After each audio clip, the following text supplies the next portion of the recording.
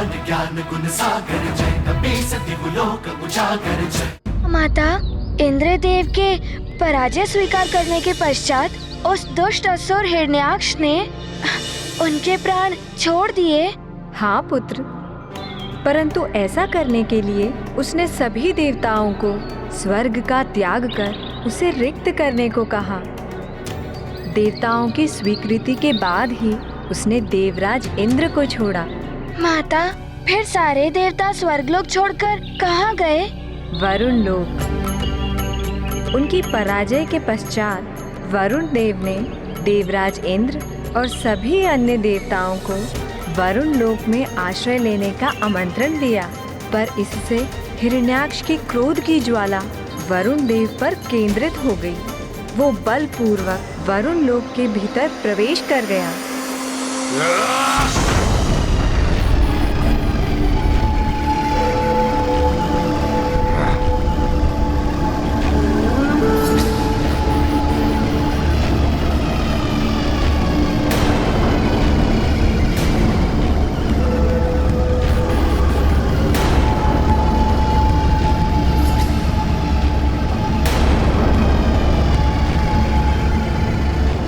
वरुण देव, मुझसे पराजित इंद्रदेव को आपने शरण देकर सर्वशक्तिमान हिरण्याक्ष को ललकारा है,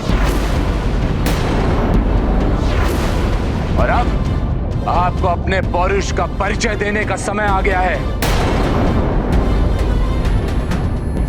समस्त सागरों के तथाकथित देवता, आइए और मेरे सम्मुख आकर अपने इस कृत्य के परिणाम को भुगतिए, अन्यथा आपके इस हिमित वरुण लोक को अपनी क्रोधाग्नि से पिघलाकर ध्वस्त कर देगा ये सर्वशक्तिमान हिरण्याक्ष।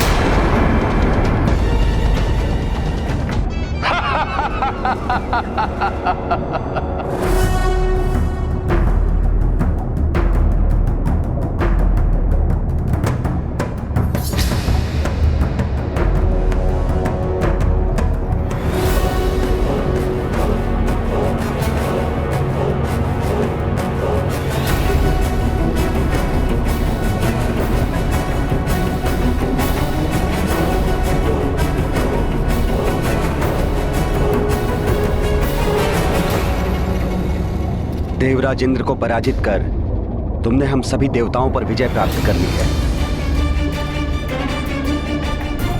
इसलिए तुम्हारा मुझसे युद्ध करने का कोई लाभ नहीं होगा हिरण्याक्ष। अर्थात पराजय स्वीकार करते हैं आप?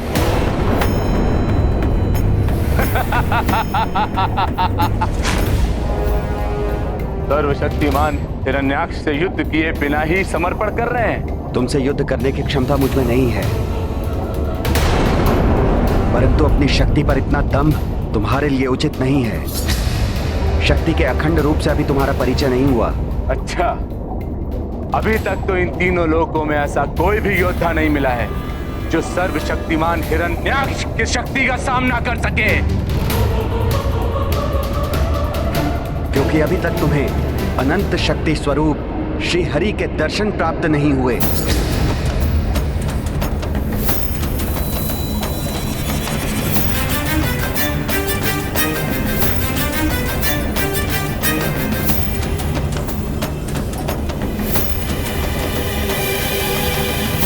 क्या हुआ? श्री हरि का नाम सुनकर तुम्हारे मस्तक पर चिंता की रेखाएं छा गई? सबको भयभीत करने वाले हिरण्याक्ष, तुम स्वयं भयभीत हो गए। सर्वशक्तिमान हिरण्याक्ष को कोई भी भयभीत और चिंतित नहीं कर सकता। मैं अभी आपके श्री हरि को युद्ध के लिए चुनौती देता हूं। कौन है वो शक्तिशाली योद्धा और कहां मिलेंगे वो? अवश्य, तुम्हारे काल के रूप में वो शीघ्र ही तुम्हें प्रत्यक्ष दर्शन देंगे। तीनों लोकों में दुष्कर्म कर तुमने अपने पापों का बोझ बढ़ा लिया है। भूदेवी तुम्हारे अत्याचारों से त्रस्त है। तुम जैसे पापी के कारण श्री हरि प्रभु नारायण भूदेवी को संतप्त नहीं रहने देंगे। मेरी चिंता मत करिए वरुण देव, मैं शीघ्र ही आपके श्री हरि को सुनकर इंद्रदेव और आपके समान उन्हें भी पराजय स्वीकार करने के लिए बाध्य कर दूंगा।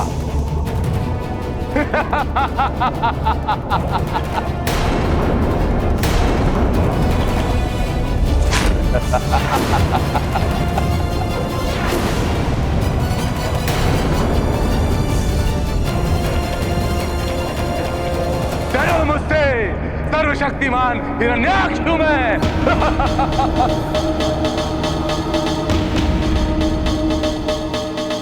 माता, क्या हिरण्याक्ष को प्रभु विष्णु जी का कुछ भी स्मरण नहीं रहा? मेरा अर्थ है वो पूर्व जीवन में बैकुंठ निवास के द्वारपाल थे। उन्हें सदा प्रभु विष्णु जी का सानिध्य प्राप्त था। नहीं पुत्र, जन्म प्राप्त कर जीवलोक में आते ही पूर्व जीवन की समस्त स्मृतियां मिट जाती हैं।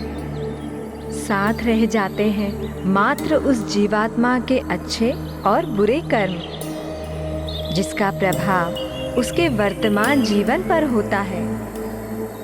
हिरण्याक्ष का यह जीवन उसके पूर्व जन्म की भूल का दंड था और इस जीवन में भी पाप कर्म कर उसका जीवन अपने विनाश की ओर अग्रसर था। तो उसने प्रभु श्री हरि से मिलने के लिए क्या किया माता? प्रभु श्री विष्णु जी से मिलकर उनसे युद्ध करने के लिए आतुर हिरण्याक्ष ने पृथ्वी के जीवों पर अत्याचार बढ़ा दिए। उन्हें भिन्न भिन्न प्रकार से प्रताड़ित करने लगा।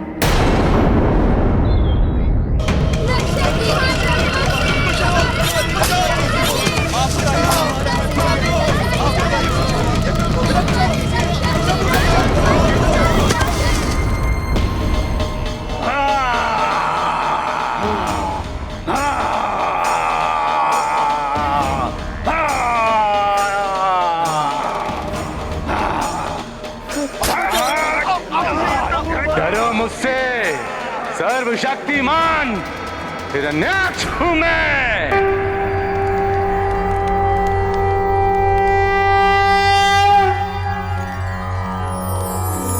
ओम सहनाववतु सहनौ भुनक्तु सह वीर्यं करवावहे तेजस्विनावधीतम् अस्तु मा विद्विषावहे।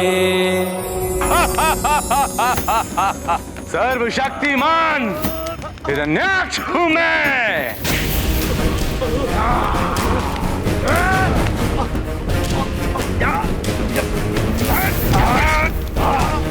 किसी को मत छोड़ना।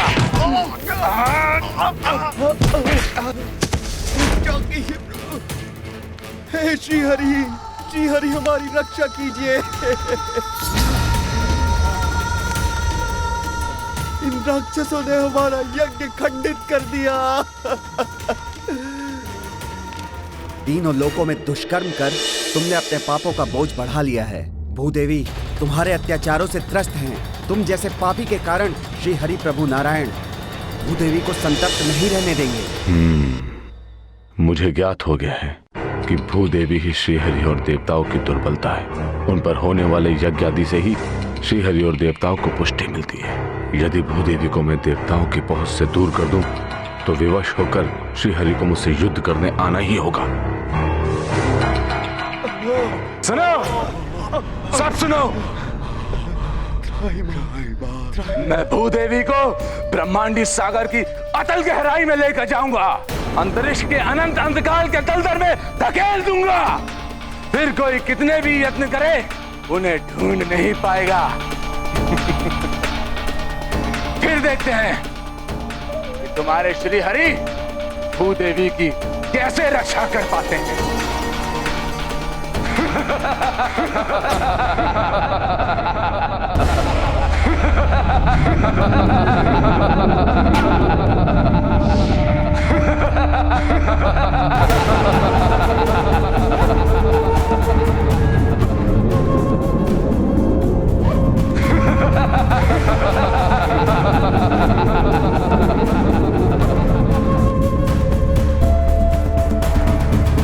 श्री विष्णुवे नमः।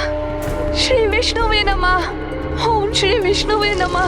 ओम श्री विष्णुवे नमः। ओम श्री विष्णुवे नमः। ओम श्री विष्णुवे नमः।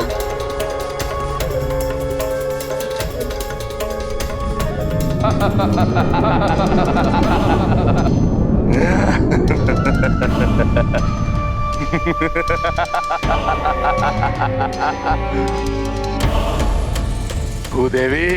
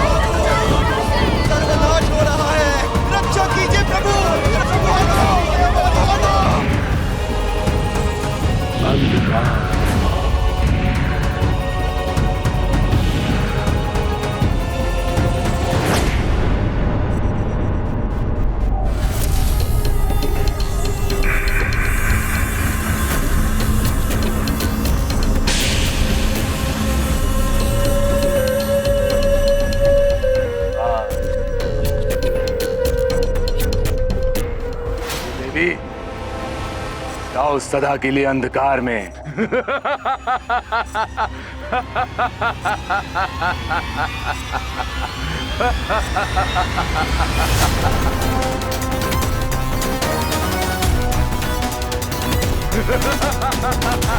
हे श्री हरि, हे प्रभु नारायण रक्षा कीजिए, हे प्रभु रक्षा कीजिए, रक्षा कीजिए, रक्षा कीजिए, हे प्रभु रक्षा कीजिए, रक्षा कीजिए। सर्वशक्तिमान हिरण्याक्ष हूं मैं। और कोई है सृष्टि में जो मुझसे युद्ध करे, जो मेरा सामना कर सके? आओ श्री हरि, आओ युद्ध करो मुझसे, मैं तुम्हें चुनौती देता हूं।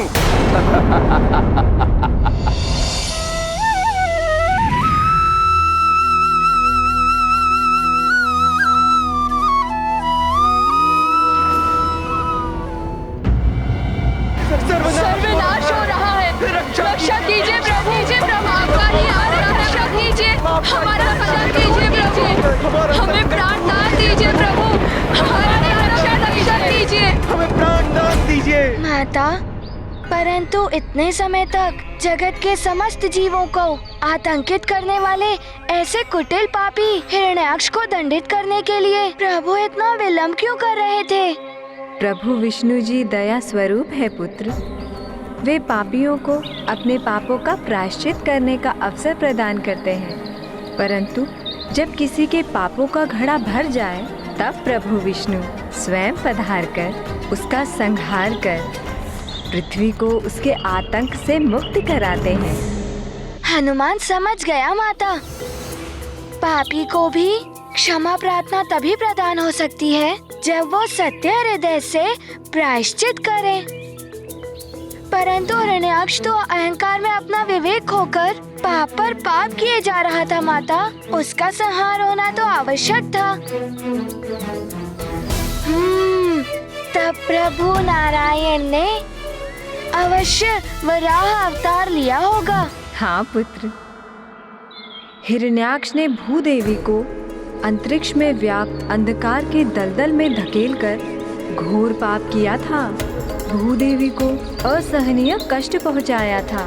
जब भूदेवी ने अपने दुखों और कष्टों के निवारण के लिए स्वयं प्रभु विष्णु जी की प्रार्थना प्रारंभ की तो असीम वेदना से भरी उनकी पुकार समस्त ब्रह्मांड में गूंज उठी। हे प्रभु, शीघ्र दर्शन देकर मेरी रक्षा कीजिए। मुझ पर और मेरे भीतर संचित जीवन पर घोर संकट छाया है। अब आप ही मेरी रक्षा कर सकते हैं प्रभु, अन्यथा मैं अपने भीतर निहित जीवन की रक्षा करने में असमर्थ हो जाऊंगी। प्रभु रक्षा कीजिए।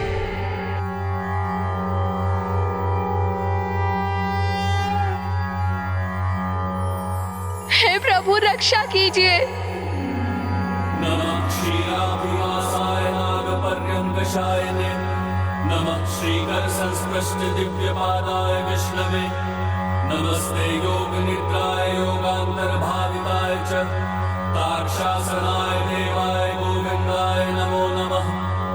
नमः क्षीराब्धिकल्लोल स्पृष्टमात्राय शार्ङ्गिणे, नमो रवीन्द्रपादाय पद्मनाभाय विष्णवे, भक्तार्चित सुपादाय नमो योग प्रियाय वै, शुभांगाय सुनेत्राय माधवाय नमो नमः।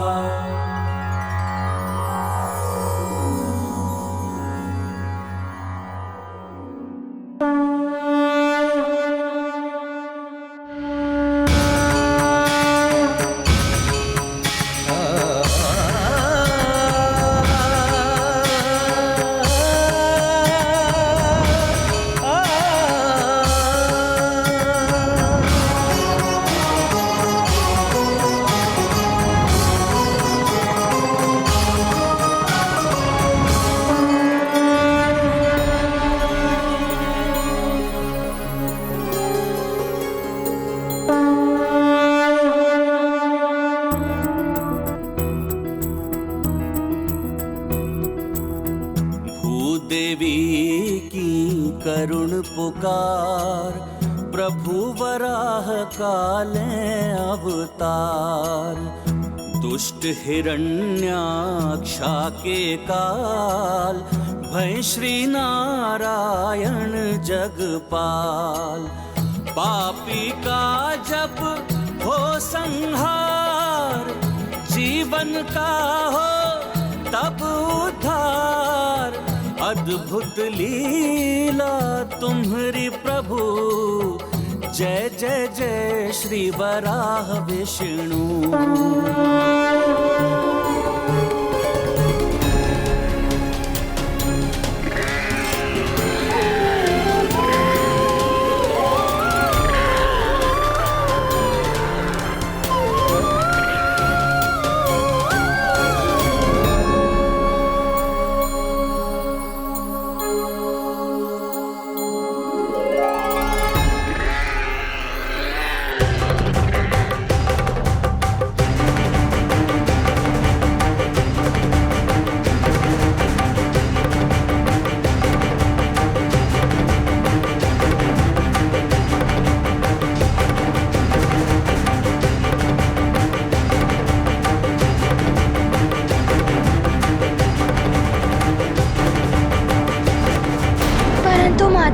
प्रभु विष्णु जी ने वराह रूप में ही अवतार क्यों लिया, और वो उस ब्रह्मांडीय सागर में भीषण अंधकार व्याप्त होने के कारण जिसमें कुछ भी दिखाई नहीं देता, भूदेवी माता को ढूंढना कैसे संभव करेंगे?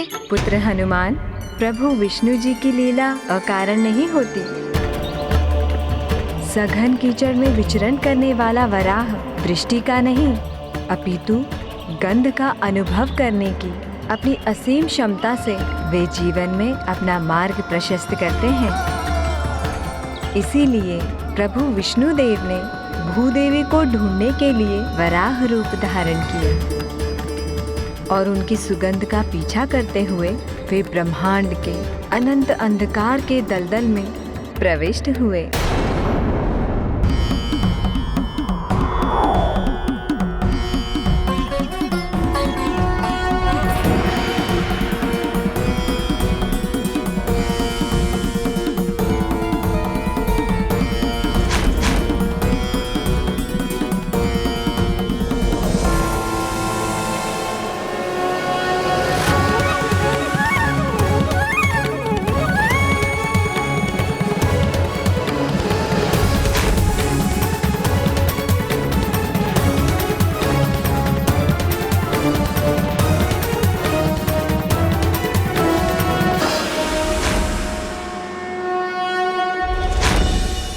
गुरु पशु स्वयं हरि नहीं तो जो भी हो तुम, भूदेवी को ढूंढकर उसकी रक्षा करने के उद्देश्य से अंधकार के अनंत दलदल में प्रवेश करोगे तो सुनो, ये कदापि सफल नहीं होगा। अंधकार में लुप्त होकर उसी में विलीन हो जाओगे।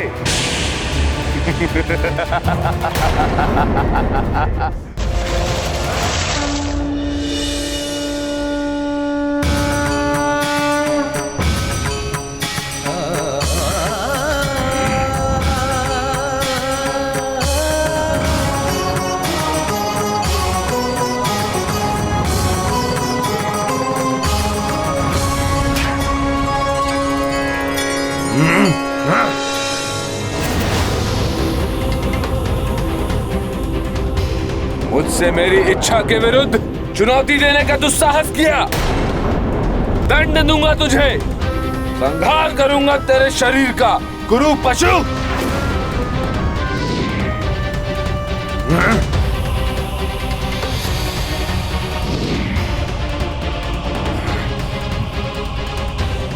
छली छद्मी गुरु पशु, अपने बल से भूदेवी को पराजित कर अपने वश में किया है मैंने उसे। रुक जा, उन्हें कहां ले जा रहा है? अन्यथा अपने प्रचंड खड़क से तीव्र आघात करके खंड खंड कर दूंगा तेरे शरीर को।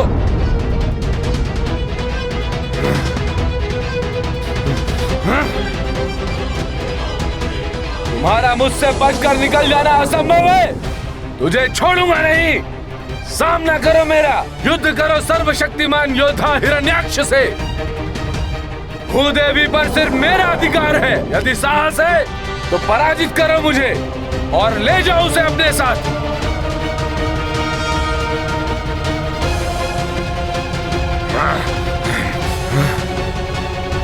रुक जाओ, कायरों की तरह पलायन कहाँ कर रहे हो? लौटाओ मुझे मेरी भूदेवी।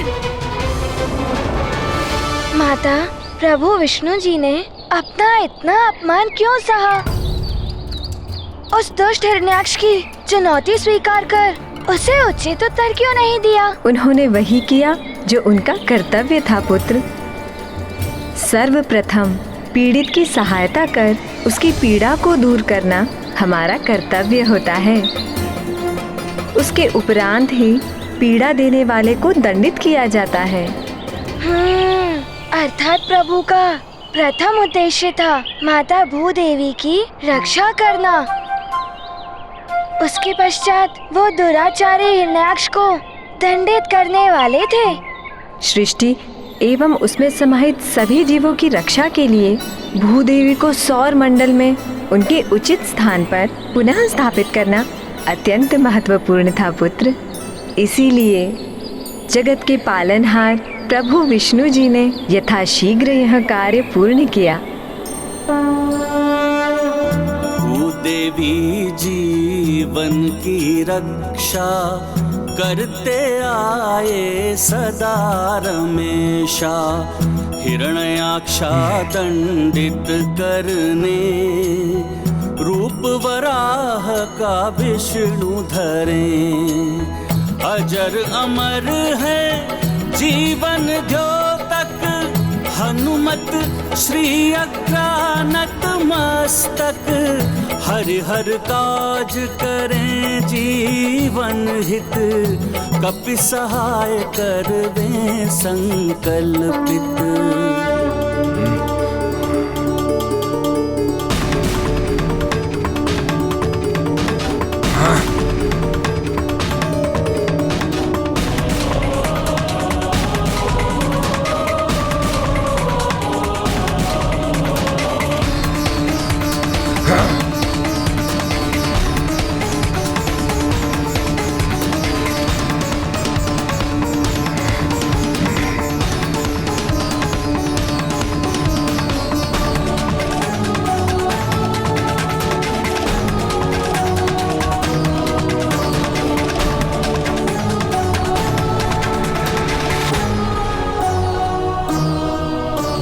अब मुझसे बचकर कहां जाओगे कायर पशु?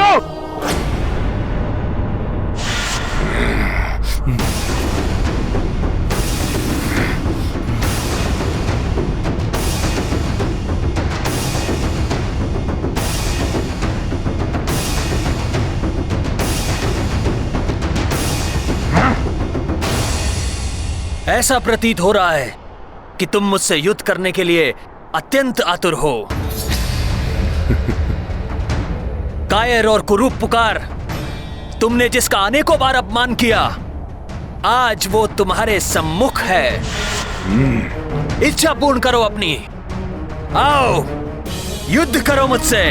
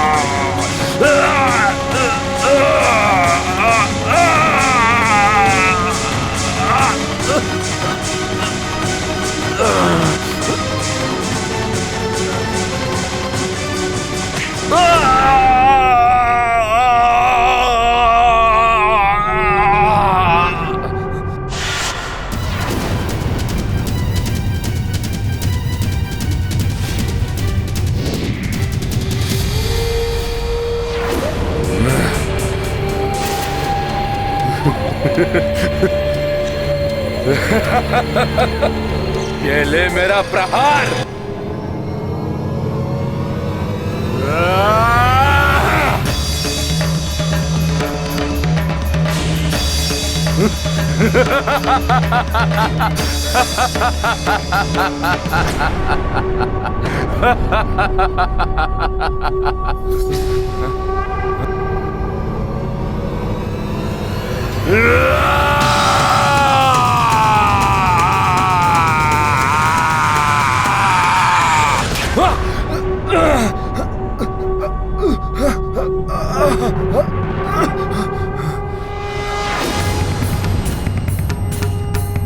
बस इतनी ही शक्ति है तुम में हिरण्याक्ष।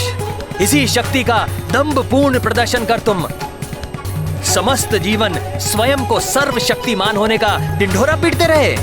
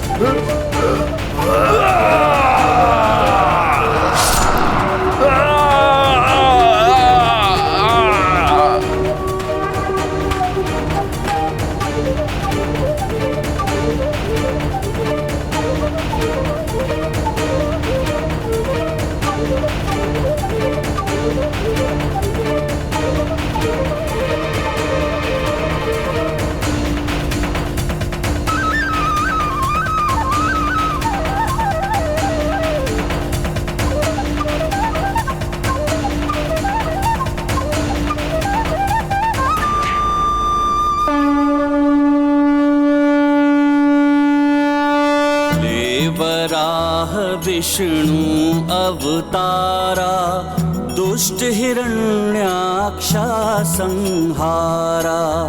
दृष्टि दया भक्तन पे रखी है, दुष्टन लाए काल बनी है। पापी का वध करके प्रभु भय चतुर्भुज पुनः विष्णु।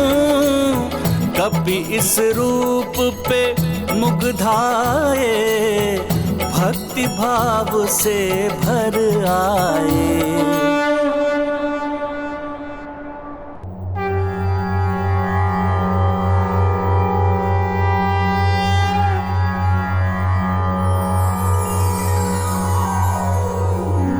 नमः शंभुवे तुभ्यं सृष्टे सर्वार्थ वेदिने। नमो हिरण्यगर्भाय वेधसे परमात्मने। नमस्ते वासुदेवाय विष्णवे विश्वयोनये। नारायणाय देवाय देवानां हितकारिणे। नमोस्तुते चतुर्वक्र शारंग चक्रासिधारिणे। सर्वभूतात्मभूताय कूटस्थाय नमो नमः। नमोस्तुते वराहाय नमस्ते मत्स्यरूपिणे। नमो योगाधिगम्याय नमः संकर्षणाय ते।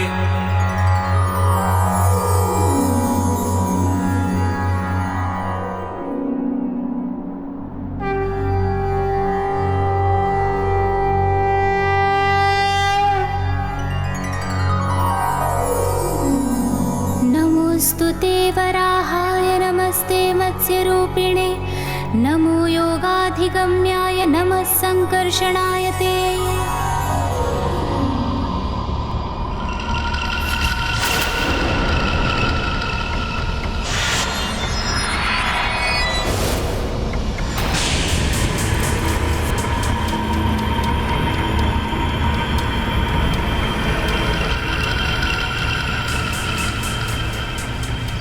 हिरण्याक्ष का शीश अनर्थ है, ये अनर्थ है। ये किसने किया मेरे रुच का वध करने का भयंकर अपराध?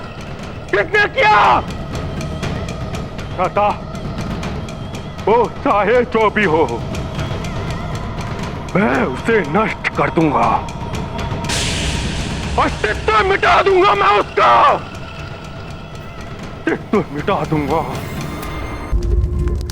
मैं कश्यप अदिति पुत्र महाबली हिरण्यकश्यप ये प्रण लेता कि अपने भ्राता के वधिक को मैं जीवित नहीं छोड़ूंगा।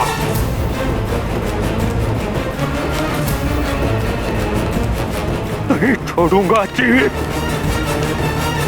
ये क्या माता, एक समस्या का अंत हुआ तो दूसरी समस्या ने जन्म ले लिया, और हिरण्यकश्यपु ने ये कैसा प्रण ले लिया था माता? उसका यही प्रण उसके लिए ही अहितकर प्रमाणित हुआ होगा।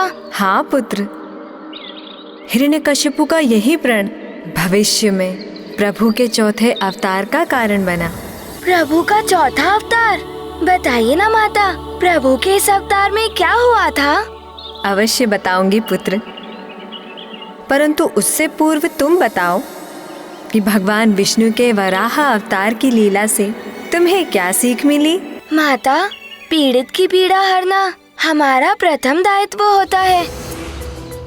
उसके पश्चात ही उसके स्रोत पर ध्यान देकर उसे दंडित करना चाहिए। हनुमान को सर्वाधिक ये महत्वपूर्ण सीख प्राप्त हुई। अति उत्तम पुत्र।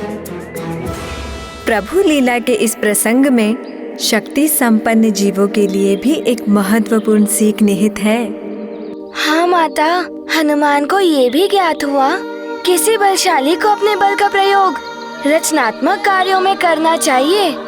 अकारण युद्ध करना, दूसरों को प्रताड़ित करना, ये तो सर्वथा अनुचित कार्य है। ऐसा करने पर बलशाली भी दंड का भागी बनता है। और ऐसे अत्याचारी जीवों को दंड कौन और कब देता है पुत्र? शक्ति और बल के अनंत सागर स्वयं प्रभु विष्णु जी। माता, जब कोई दुराचारी अपने दुष्कर्मों की समस्त सीमाएं लांघ जाता है तो प्रभु के धैर्य का बांध टूट जाता है और वो स्वयं आकर ऐसे व्यक्ति को दंड देते हैं, भले ही इसके लिए उन्हें मैले कीचड़ में वास करने वाले पशु का रूप ही क्यों ना लेना पड़े। सत्य है पुत्र, यदि किसी की विपदा हरने के लिए मैले कीचड़ के भीतर भी जाना आवश्यक हो तो संकोच नहीं करना चाहिए पुत्र। और हाँ, समय रहते अपनी बुरी प्रवृत्तियों को समझकर उन पर अंकुश लगा लेना चाहिए, इसी में भलाई है। परंतु माता, ये ज्ञात होने के पश्चात भी कुछ लोग अपनी दुष्प्रवृत्ति का त्याग क्यों नहीं करते? पुत्र, उनका अहंकार ही उन्हें अपने विनाश की ओर ले जाने के लिए प्रेरित करता है। अहंकार व्यक्ति की बुद्धि को इतना अक्षम कर देता है कि खुले नेत्रों से प्रत्यक्ष उदाहरण देखने के पश्चात भी अहंकारी जीव कोई सीख ग्रहण नहीं कर पाता। जैसे माता? जैसे हिरण्यकश्यपु, उसके भ्राता के पापों का महाविनाशकारी परिणाम प्रत्यक्ष रूप में उसके समक्ष था, परंतु फिर भी वह पाप कर्म करने से पीछे नहीं हटा।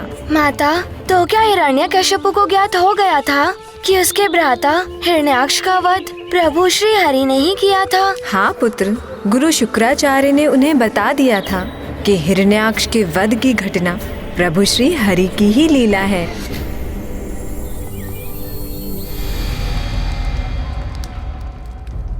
हरि लीला, हरि लीला, बहुत देख ली हरि लीला।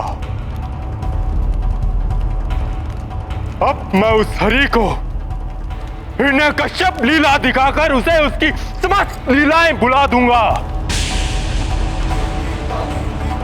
सर्वनाश कर दूंगा उसका। मैं इस संसार से नाम तक मिटा दूंगा उसका। मैं यथाशीघ्र जाकर उस हरि को पराजित करूंगा। यथाशीघ्र। सावधान पुत्र,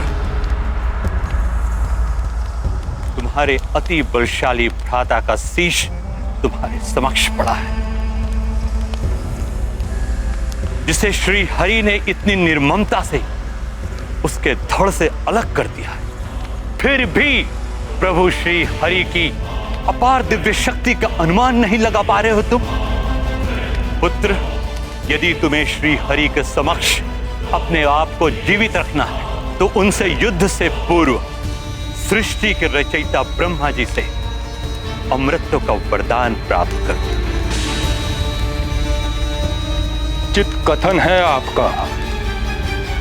अवश्य कोई असाधारण शक्तियों से संपन्न योद्धा ही हिरण्याक्ष का वध कर सकता था। अपने शत्रु की शक्तियों को कभी कम नहीं आंकना चाहिए। मैं यथाशीघ्र जाकर प्रभु श्री ब्रह्मा जी को प्रसन्न करने के लिए तपस्या प्रारंभ करता हूं।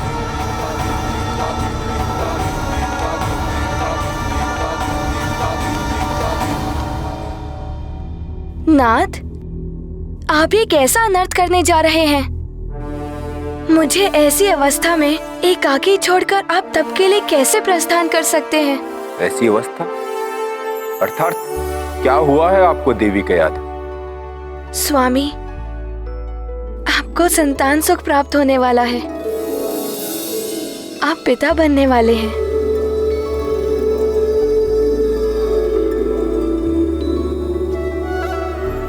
देवी, दुख के इस समय में इस सुखद शुभ संवाद से आपने मेरे हृदय को आनंदित कर दिया।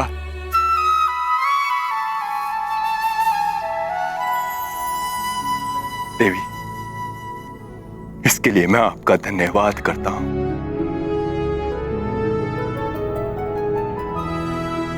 भ्राता के रूप में जिस शूरवीर योद्धा को हमने खोया,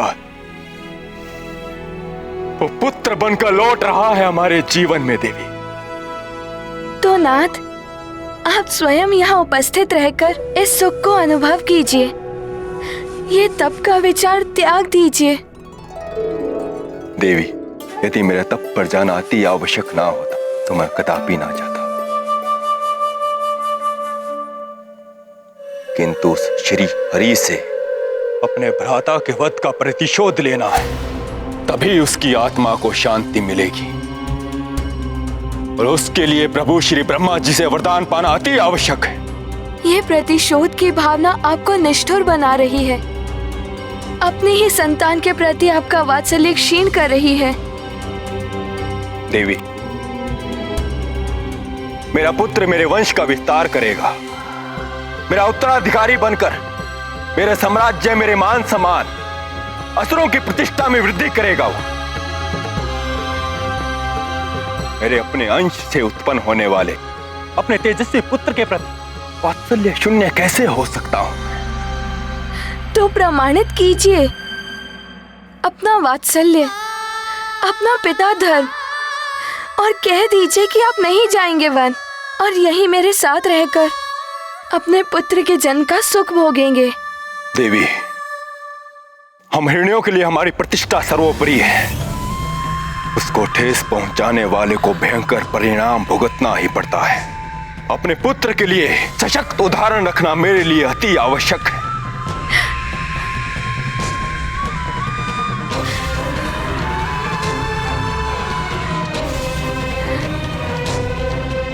इसलिए मेरा मार्ग अवरुद्ध मत कीजिए देवी।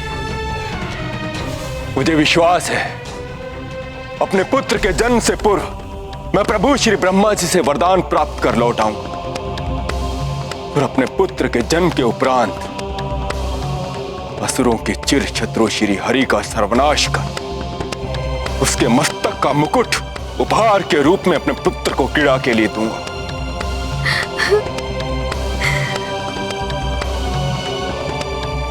मैं शीघ्र लौट कर आऊंगा देवी। मेरे पुत्र का ध्यान रखना और अपना भी।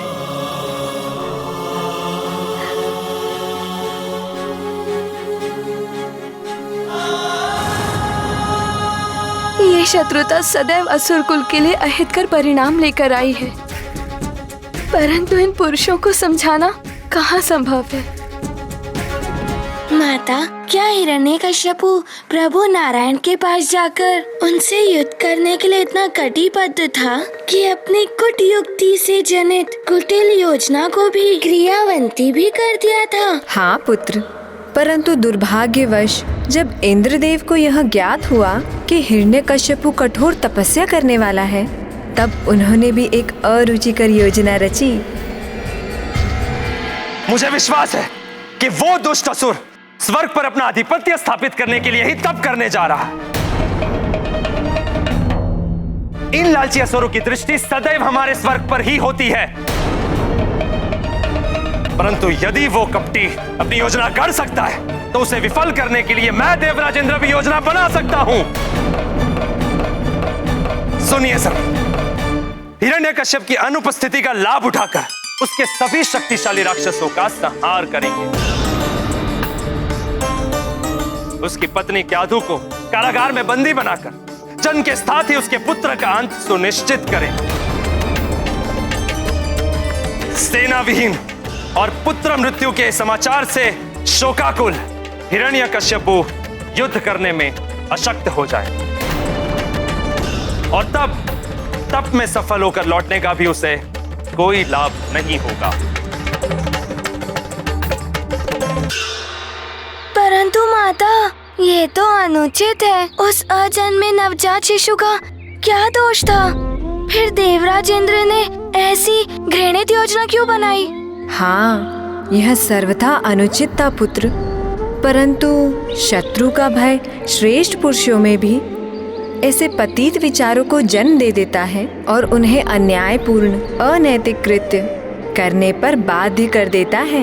माता, क्या देवताओं ने अपनी योजना पर पूर्ण विचार नहीं किया? अपनी योजना अनुसार उन्होंने हिरण्यकश्यपु के पुत्र का वध कर दिया। नहीं पुत्र, देवताओं के सौभाग्य से देवऋषि नारद ने इंद्रदेव की इस योजना का विरोध किया।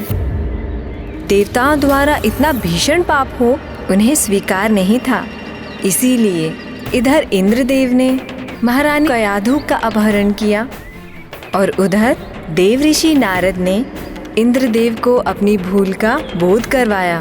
माता, फिर देवराज इंद्र ने क्या किया? इंद्रदेव को अपनी भूल का बोध हुआ तो वे उसके अनिष्टकारी परिणाम की मात्र कल्पना से ही इतने आतंकित हो गए कि वो क्याधु को देवर्षि नारद के पास ही छोड़ गए। फिर माता? फिर अपनी संतान के जीवन के प्रति चिंतित क्याधु को देवर्षि नारद ने अपने आश्रम में शरण दी, जहाँ सदैव श्री हरि का नाम ध्वनित होता था। उनके ही भजन गाए जाते थे, उन्हीं की अनुपम लीला का वर्णन होता था। सौभाग्य से उस वातावरण में व्याप्त भक्ति को वो शिशु अपनी माता के गर्भ में ही सीख रहा था। नारायण नारायण हरि दीन दयाला नारायण नारायण नारायण हरि केशव कृपाला नारायण नारायण नारायण हरि केशव कृपाला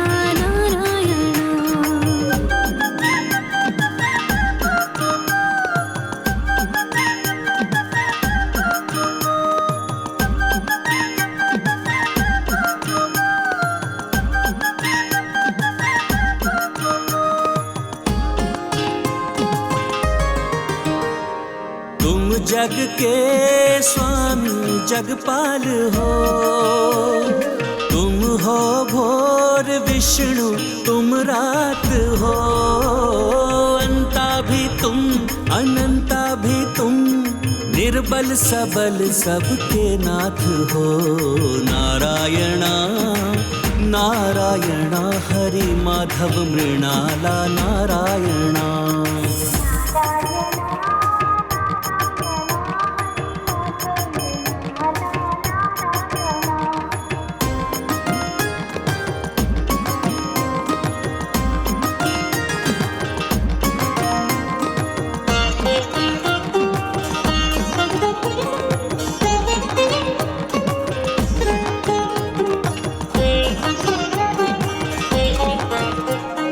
मत्स्य कूर्म का रूप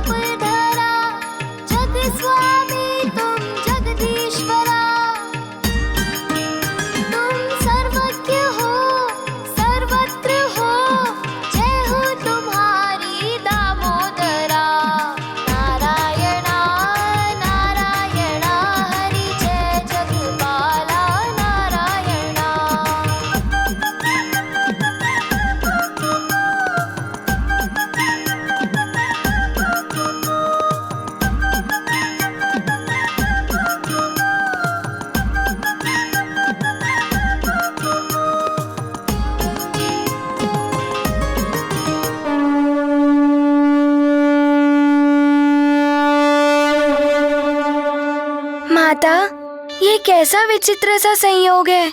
एक और पिता अपनी आसुरी वृत्ति के अनुरूप श्री हरि नारायण से अपनी चिर शत्रुता निभाने को आतुर था, और दूसरी ओर उसका पुत्र जन्म से पूर्व ही प्रभु नारायण का परम भक्त बन चुका था। ये भी प्रभु की ही लीला थी हनुमान। पिता पुत्र का यह विरोधाभास, उनका यह संघर्ष भविष्य में भगवान श्री नारायण का प्रभु के अवतार का कारण बना। परंतु माता, आपने ये तो नहीं बताया कि हिरण्यकश्यपु अपनी तपस्या में सफल हुआ या नहीं। हिरण्यकश्यपु इस संपूर्ण घटनाक्रम से अनभिज्ञ घोर तपस्या में लीन था। ओम ब्रह्मदेवाय नमः। ओम ब्रह्मदेवाय नमः। ओम ब्रह्मदेवाय एक नमः। पांव पर खड़ा होकर स्वामी की आराधना कर रहा था। उसकी तपस्या दृढ़ और अटूट थी। दिन, सप्ताह, माह बीत गए, परंतु वह एक ही अवस्था में खड़े होकर एकाग्रचित्त होकर तप कर रहा था। उसका मंत्रोच्चारण समय के साथ साथ और भी प्रभावी होता गया। ओम ब्रह्मदेवाय नमः। ओम ब्रह्माय नमः। ओम ब्रह्माय नमः। ओम ब्रह्मदेवाय नमः। ओम ब्रह्मदेवाय नमः। एक सच्चे भक्त के समान वो घोर तपस्या कर रहा था माता। हाँ पुत्र, और सच्ची भक्ति सदैव फलित होती है माता। अर्थात ब्रह्मा जी ने उसकी भक्ति से प्रसन्न होकर उसे अमृतत्व का वरदान दे दिया। बताइए ना माता, फिर क्या हुआ था? आगे की घटनाओं का क्रमानुसार विवरण सुनो पुत्र। एक ओर तो प्रभु विष्णु जी की भक्ति के वातावरण में हिरण्यकश्यपु के पुत्र का जन्म हुआ, जिससे संपूर्ण आश्रम में प्रसन्नता की लहर दौड़ उठी और संपूर्ण आश्रम खुशी से भर उठा।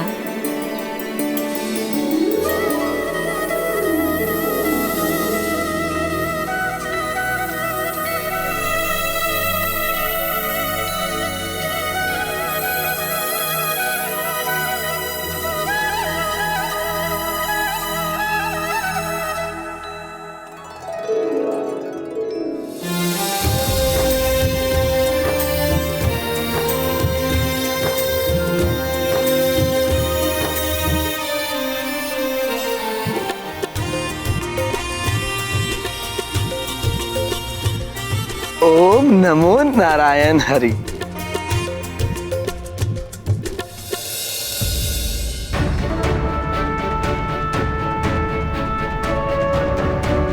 ओम नमो नारायण हरि।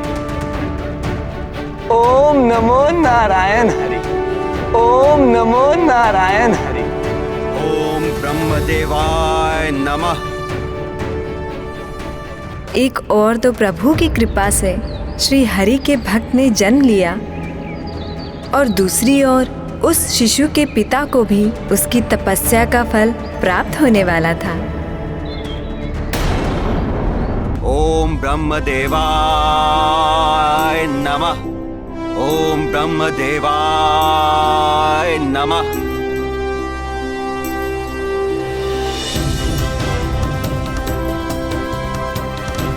ओम ब्रह्मदेवाय नमः। ओम ब्रह्मदेवाय नमः। ओम ब्रह्मदेवाय नमः। ओम ब्रह्मदेवाय नमः। वस्त हिरण्यकश्यपु,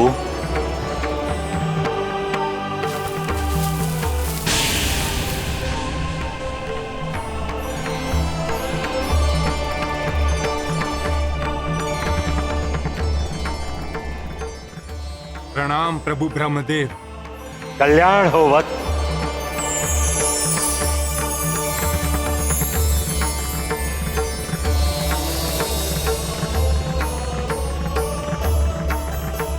मैं तुम्हारी तपस्या से अत्यंत प्रसन्न हूँ वत्स।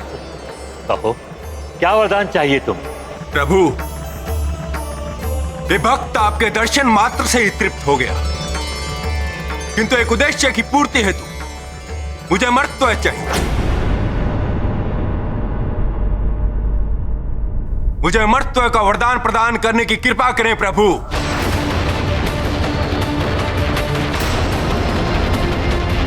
प्रभु, तब में कोई त्रुटि हुई है मुझसे,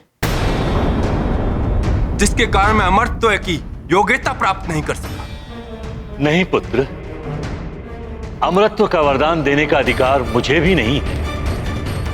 जीवन मरण प्रकृति के नियम है और मैं भी उनका उल्लंघन नहीं कर सकता।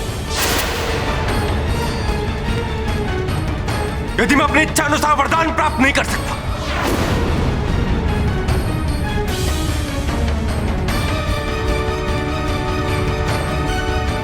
क्षमा कीजिए प्रभु, तो फिर तप का क्या लाभ है?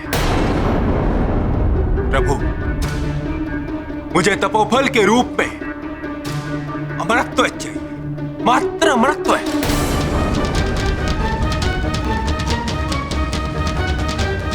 यदि आप मुझे अमरत्व का वरदान नहीं देंगे तो मैं पुनः घोर तप करूंगा, घोर तप। चाहे तप करते करते मेरे प्राण निकल जाएं प्रभु, किंतु तपोफल के रूप में मुझे अमरत्व चाहिए, मात्र अमरत्व। माता, तपोफल तो देना ही पड़ता है, किंतु ब्रह्मा जी ने उसे अमर होने का वरदान दिया था। फिर कैसे प्रभु नारायण विष्णु जी उनका संहार कर सकते थे? वो तो अजय। धीरज रखो हनुमान। प्रभु ब्रह्मा जी सृष्टि के रचयिता है। वे विधि के विधान के विरुद्ध कोई भी कार्य नहीं कर सकते, और विधि का विधान है जिसका जन्म हुआ है उसकी मृत्यु निश्चित है। और इसीलिए उन्होंने हिरण्यकश्यपु को अमरत्व का वरदान नहीं दिया। पुत्र, तुम्हें और तप करने की आवश्यकता नहीं है पुत्र, तुम तपोफल के अधिकारी हो चुके, किंतु मैं तुम्हें अमरत्व का वरदान देकर सृष्टि का विधान नहीं बदल सकता। हाँ, यदि तुम चाहो तो अपनी मृत्यु को बाधित कर सकते हो।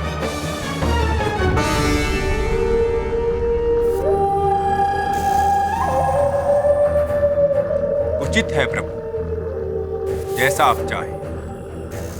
ना दिन में ना रात में, ना भीतर ना बाहर, ना आकाश में ना पाताल में, ना जल में ना थल में, ना देव से ना नर से, ना यक्ष से ना राक्षस से, ना गंधर्व या किन्नर से, ना उभयचर या नरचर से, ना स्थलचर या जलचर से, ना मंत्र या तंत्र से, ना जिसकी सृष्टि आपने की है किसी के द्वारा मेरी मृत्यु ना हो।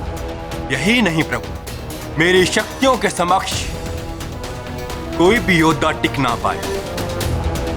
तीनों लोकों में मेरी ही विजय का पताका लहराए। यही वरदान मुझे प्रदान कीजिए। तथास्तु।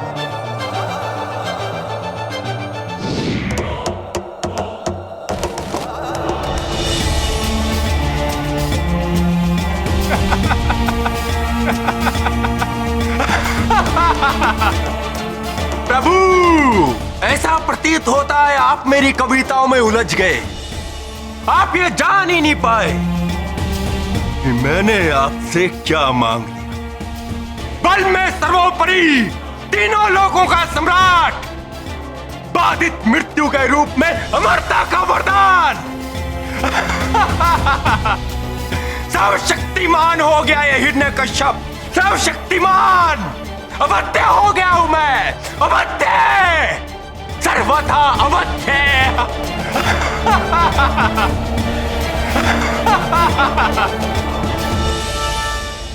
क्या हुआ पुत्र? किस असमंजस में डूबे हुए हो? दैत्यराज हिरण्यकश्यपु ने तो अपनी बातों में उलझाकर ब्रह्मा जी को ही छल लिया। पुत्र हनुमान, ये तो हिरण्यकश्यपु का सोचना था, किंतु सृष्टि के रचयिता और उनके निर्माता को भला कौन छल सकता है? हनुमान, प्रभु तो सर्वज्ञाता, सर्वव्यापी हैं। जो कुछ भी हो रहा है या भविष्य में होने वाला है, सब प्रभु की ही लीला है।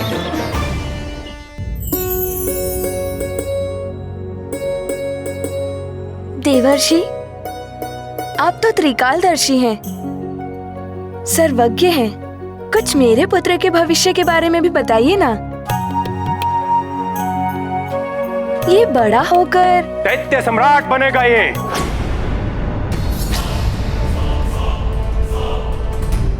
महाबली असुरराज बनेगा मेरा पुत्र। स्वामी, तीनों लोकों पर शासन करेगा मेरा पुत्र।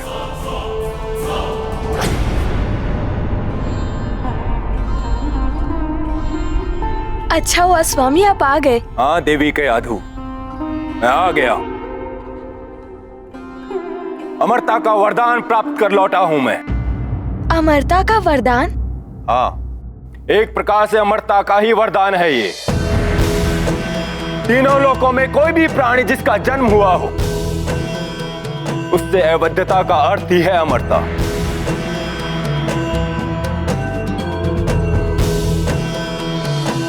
देवी, ये मेरे घोर तप का परिणाम तो है ही, किंतु इसमें वो सौभाग्य भी सम्मिलित है जो मेरा पुत्र लाया है मेरे लिए।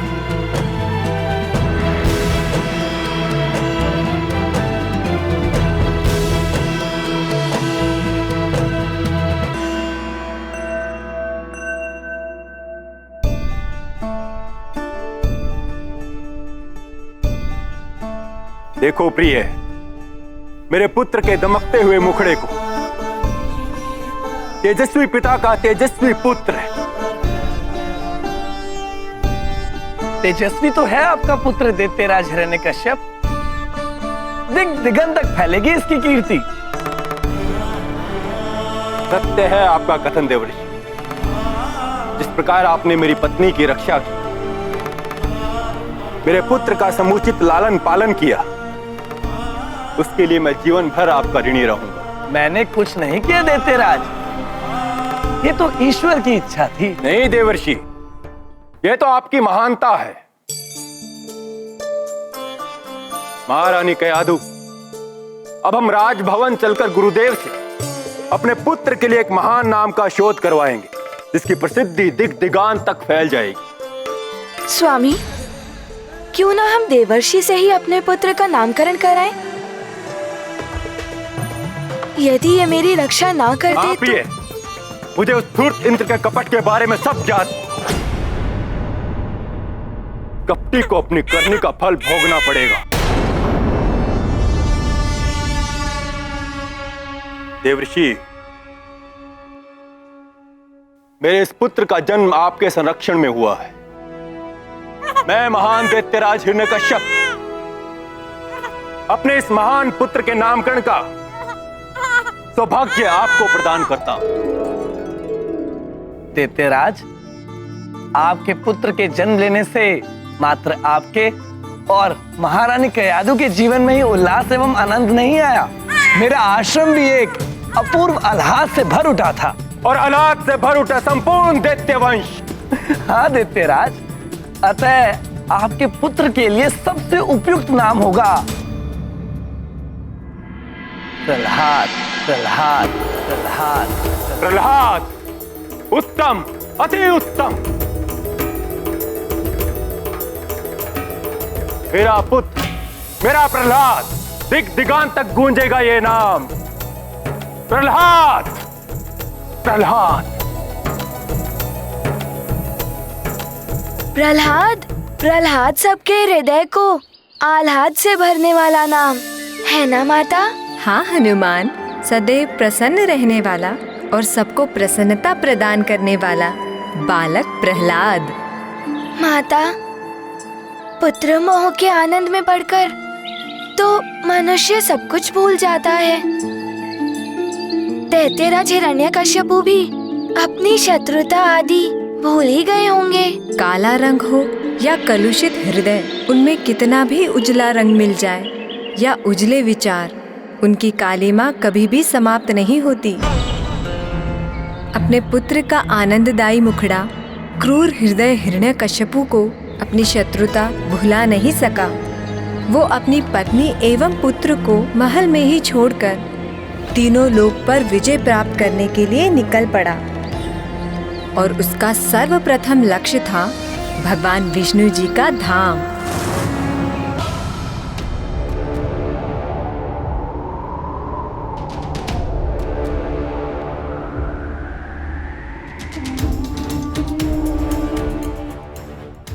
ये द्वार क्यों नहीं खुला?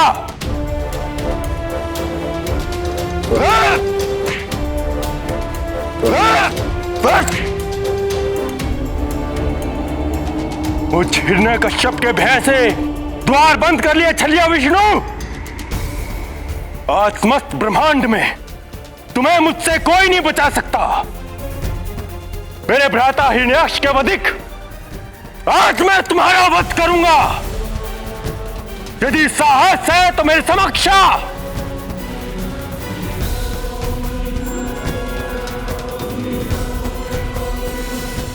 द्वार खोलो भीरू विष्णु।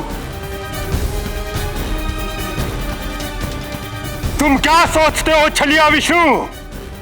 तुम्हारा ये द्वार तुम्हारी मुझसे रक्षा कर लेगा?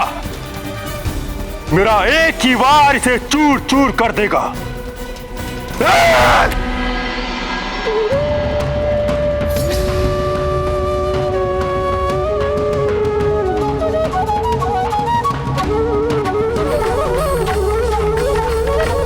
मैं आ रहा हूं विष्णु।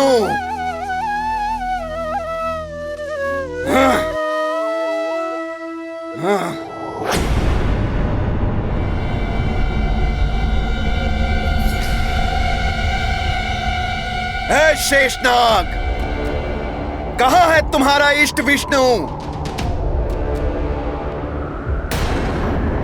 जिसकी सेवा में तुम दिन रात लगे रहते हो?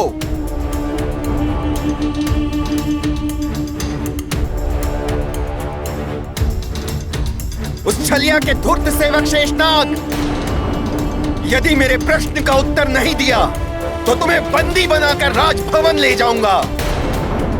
तुम्हारी त्वचा बहुत ही सुंदर और शीतल है और इसे मैं अपने राज दरबार में बिछाऊंगा। वैसे भी तुम यहां शैया ही बनकर बैठे हो उस कपटी विष्णु की।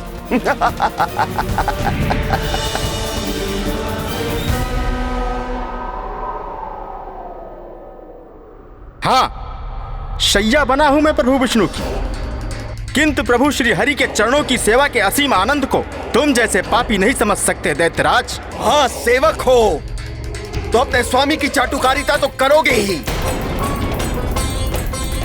अब शीघ्र बोलो, कहाँ है तुम्हारा वो भगवान होने का ढोंग रचने वाला स्वामी? प्रभु तो यही है, तुम्हारे समक्ष।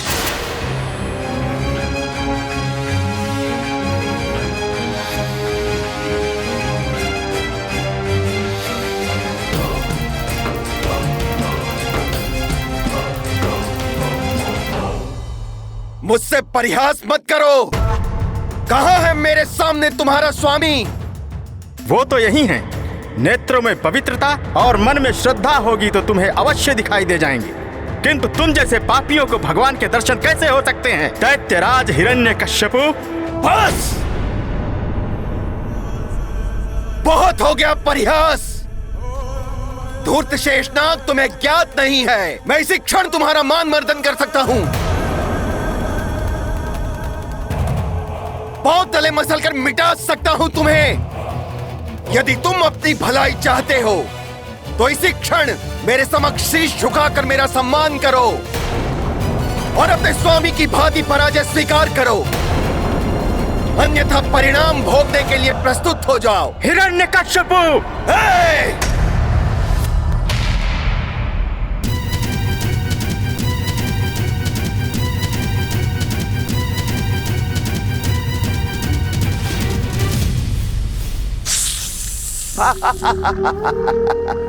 तो तुम्हें अपनी पराजय स्वीकार है।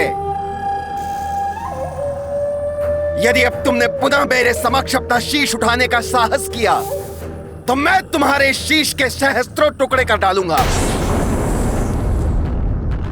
अवश्य तुम्हारे स्वामी को मेरे वरदान के बारे में ज्ञात हो गया होगा, इसीलिए वो मेरे समक्ष नहीं आ रहा। अर्थात उसे अपनी पराजय स्वीकार है, तो अब उसके इस धाम पर मेरा अधिकार है।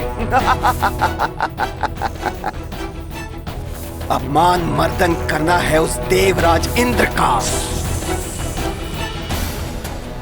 जिसने मेरी अनुपस्थिति में मेरे पुत्र की हत्या करनी चाहिए। देवराज इंद्र, तुम्हें भी अपनी करनी का फल भोगना पड़ेगा। आ रहा है दैत्यराज महाबली हिरण्यकश्यपु। माता, प्रभु श्री हरि नारायण ने कुछ क्यों नहीं किया? दैत्यराज हिरण्यकश्यपु उनके ही धाम में आकर उन्हें ही क्या क्या नहीं बोला। माता, वो तो यही समझ रहे होंगे कि उनसे भयभीत होकर वो कहीं छुप गए हैं। माता, प्रभु नारायण ने उनकी वरदान की मर्यादा का पालन करते हुए उनका विरोध नहीं किया। वरदान की मर्यादा का पालन तो सबको करना ही होता है। और अभी हिरण्यकश्यपु के पाप का घड़ा भरा नहीं था। उचित समय आने तक प्रभु को प्रतीक्षा करनी ही थी। प्रभु के सामने न आने पर अपनी विजय समझकर हिरण्यकश्यपु स्वर्ग पर आक्रमण करने की ओर चल पड़ा। तब तो देवों और असुरों में बड़ा संग्राम हुआ होगा। माता, जो हठ धार्मिकता का त्याग कर परिस्थितियों के अनुसार अपने आप को ढाल लेता है, वही विवेकशील कहलाता है। और यही देवराज इंद्र ने किया। हिरण्यकश्यपु के आक्रमण करने से पूर्व ही देवराज इंद्र ने अन्य देवताओं के साथ मिलकर उसके समक्ष आत्मसमर्पण कर दिया। अच्छा, तो देवताओं ने भी वरदान का मान रखा। माता, हाँ पुत्र, वे समझ गए थे कि जब प्रभु श्री हरि नारायण ने स्वयं हिरण्यकश्यपु का सामना नहीं किया, तो वो सामना करते तो खुद का ही अहित कर लेते। और इस प्रकार हिरण्यकश्यपु को बिना युद्ध किए हुए ही स्वर्ग का सिंहासन प्राप्त हो गया।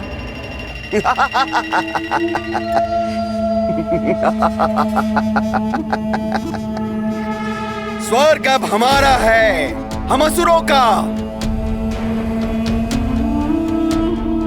समस्त देवता हमारे दास हैं। ब्रह्मदेव, आपके वरदान की तो महिमा ही न्यारी है। शीश झुकाओ मेरे समक्ष, शीश झुकाओ।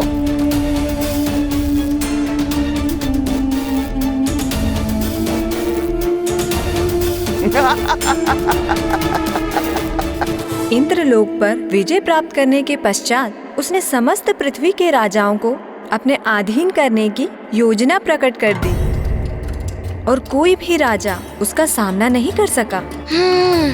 तो इस प्रकार दैत्यराज हिरण्यकश्यपु ने तीनों लोकों पर विजय पाली। हाँ, तीनों लोकों का सम्राट बन बैठा था हिरण्यकश्यपु। हनुमान, एक बार यदि मनुष्य अपनी इच्छा का दास हो गया तो फिर उसकी इच्छाओं का अंत कभी नहीं होता। जितनी उसकी इच्छाएं पूरी होती है, उतनी ही उसकी इच्छाएं और बढ़ती जाती है। हिरण्यकश्यपु भी इतने में शांत नहीं हुआ। अब उसने स्वयं को ईश्वर घोषित कर दिया और उसे साक्षात ईश्वर मानने के लिए सबको बाध्य करने लगा।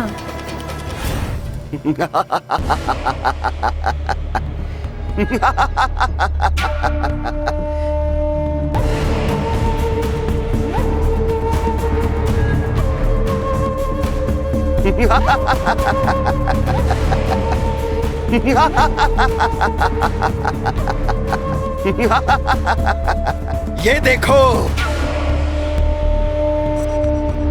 ये झुके हुए शीश, देखो ये लज्जा से भरे हुए नेत्र, पराजय से मलिन ये मुखड़े।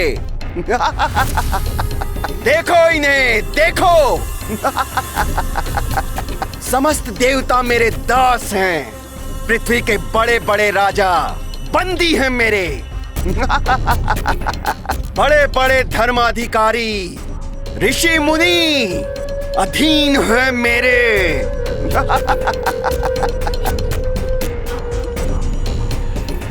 अब बताओ कौन है सर्वशक्तिमान? हिरण्यकश्यपु है सर्वशक्तिमान। दैत्यराज करना क्या चाहते हैं? ऐसा तो पहले कभी नहीं हुआ।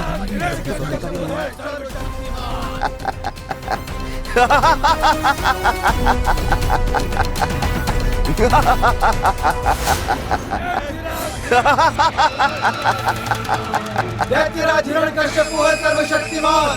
तो अब से, अभी से किसके नाम का मंत्र गूंजेगा? मंदिरों में किसकी पूजा होगी?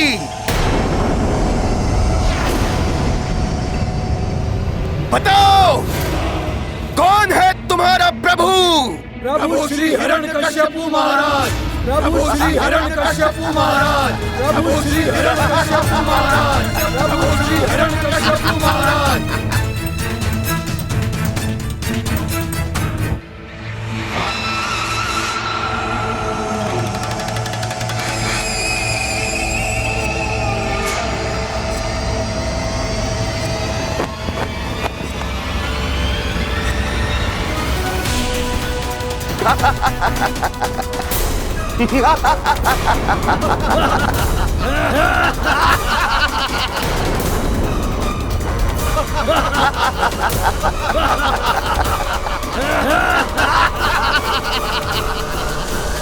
अब से तीनों लोकों में पूजा होगी तो मात्र सर्वशक्तिमान हिरण्यकश्यपु की। अजय अमर ईश्वर प्रभु श्री हिरण्यकश्यपु महाराज, अब से मैं तुम सबका ईश्वर हूँ। मेरी पूजा करने वाले को ही इस पृथ्वी पर जीवित रहने का अधिकार होगा। मैं उन्हें जीवन दान दूंगा, अन्यथा उन्हें कष्ट दान मिलेगा जो ऐसा नहीं करेंगे। मैं उन्हें जीवित नहीं छोड़ूंगा जो मेरी पूजा नहीं करेगा। ये अधर्म है, ये अन्याय है। इस तरह बलपूर्वक किसी से पूजा नहीं करा सकते तुम। नहीं करा सकते।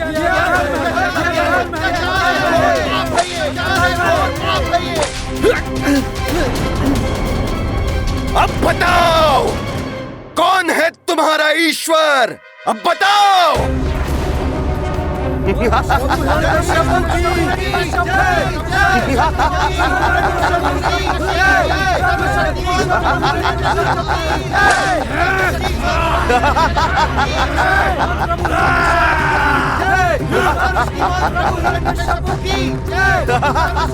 माता, दैत्यराज हिरण्यकश्यपु स्वयं को ईश्वर मान बैठे थे।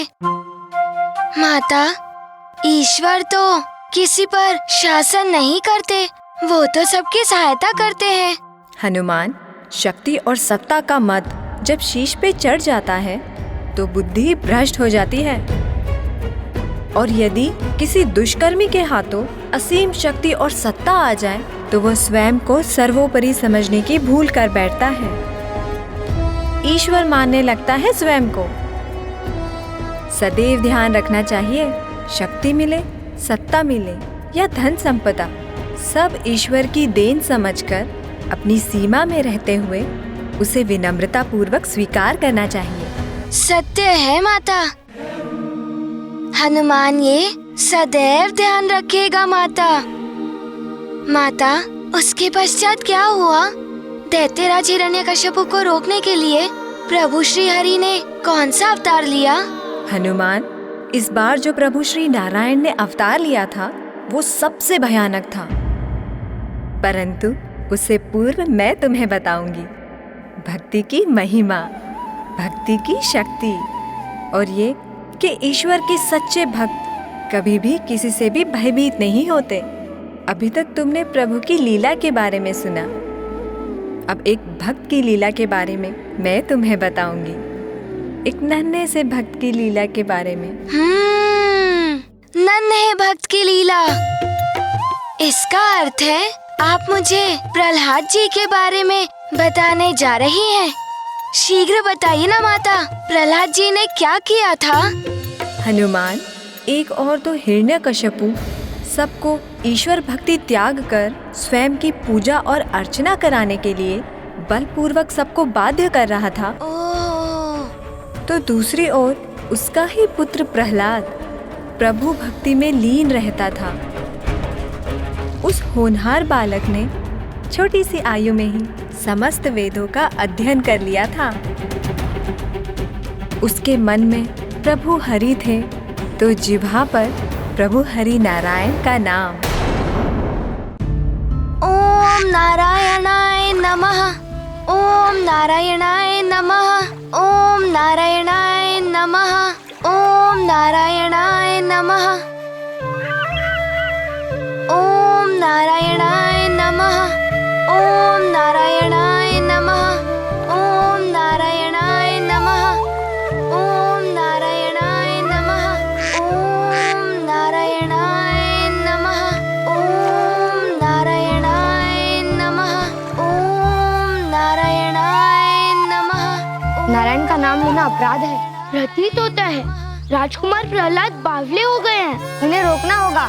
राजकुमार, ओम नारायणाय नमः। राजकुमार प्रहलाद ऐसे नहीं सुनेंगे। नारायणाय नमः। राजकुमार प्रहलाद, राजकुमार प्रहलाद। ओम नारायणाय नमः, ओम नारायणाय नमः, ओम नारायणाय नमः, ओम नारायणाय नमः, ओम नारायणाय नमः, ओम नारायणाय नमः, ओम नारायणाय नमः। अरे भ्राता अमर्क! हाँ भ्राता षंड, ये राजकुमार प्रहलाद क्या अनर्थ कर रहे हैं? ये तो मुझे पहले से ही पता था, ये बालक ऐसा ही है। भ्राता षंड, यदि प्रभु हिरण्यकश्यप को ये बात पता चल गई ना, तो निश्चय ही वो हम दोनों को सूली पर चढ़ा देंगे। ये नहीं तो गजराज के पांव तले कुचलवा देंगे। भ्राता रोको इन्हें, रोको। हाँ मैं कुछ करता हूँ। प्रहलाद!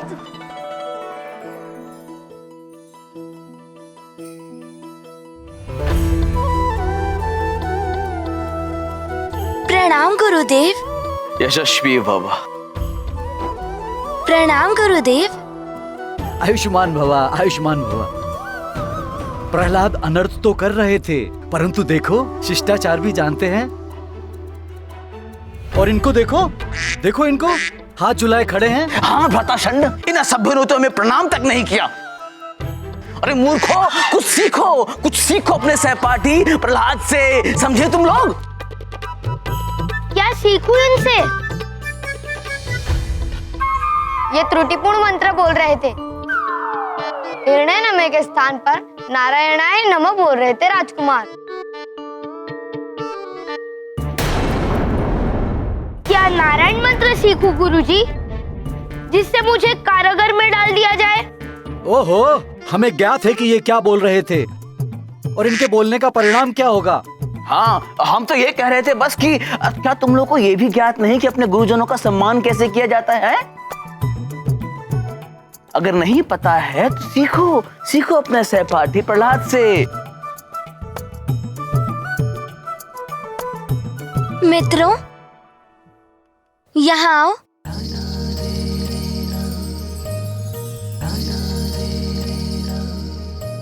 वेदों में गुरुदेव को ईश्वर से भी उच्च स्थान दिया गया है।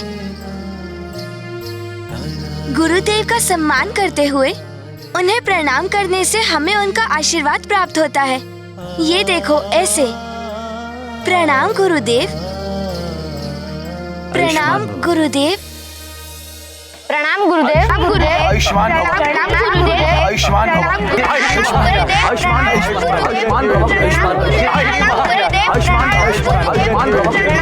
आयुष्मान शांत, आयुष्मान भव।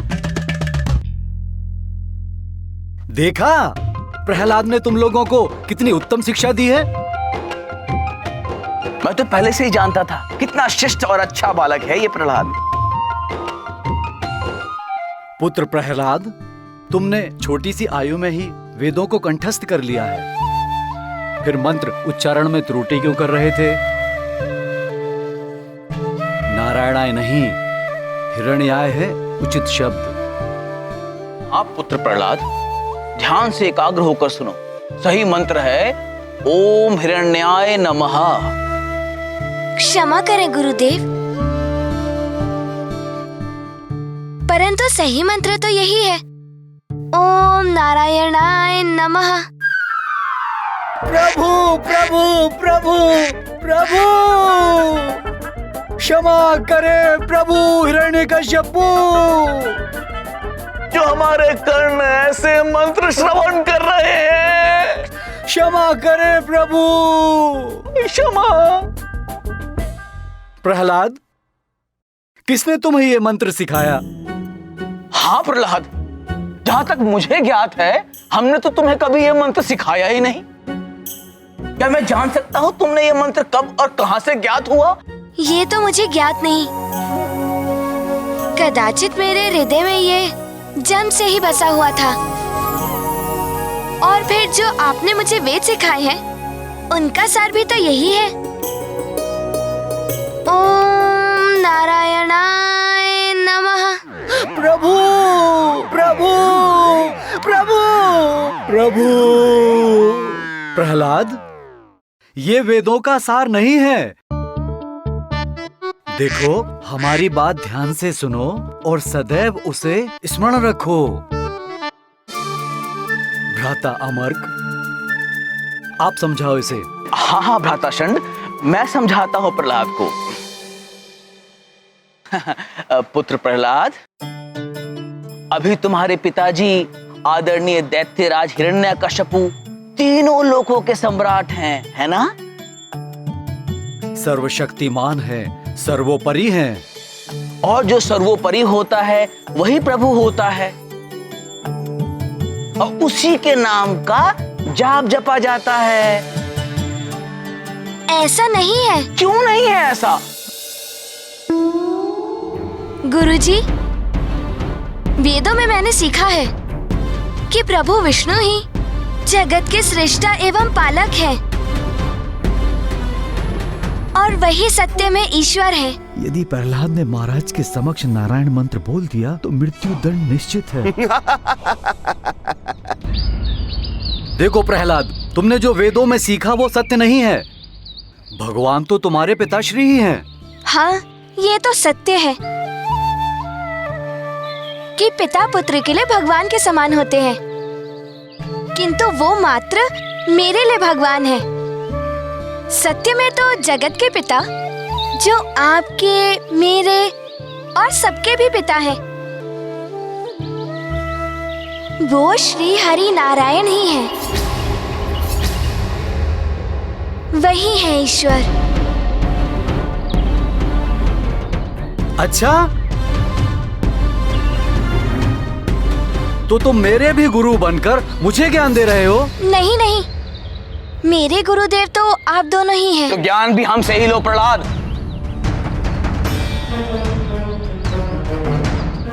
जो मैं बोलूं उसे दोहराओ। सही मंत्र है ओम हिरण्याय नमः।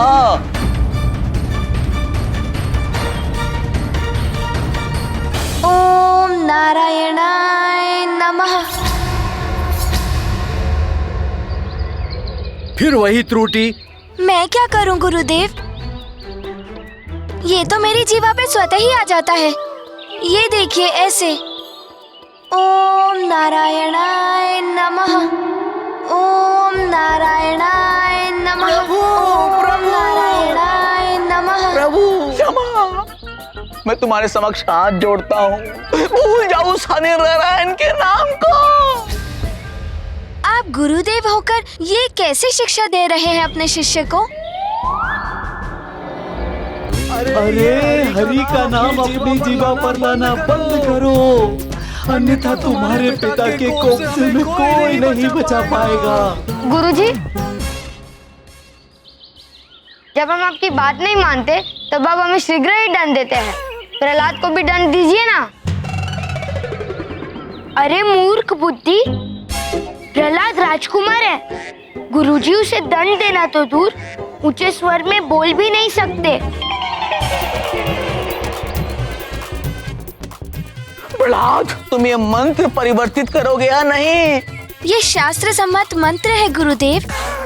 मेरी जीवा पर यही चढ़ा है।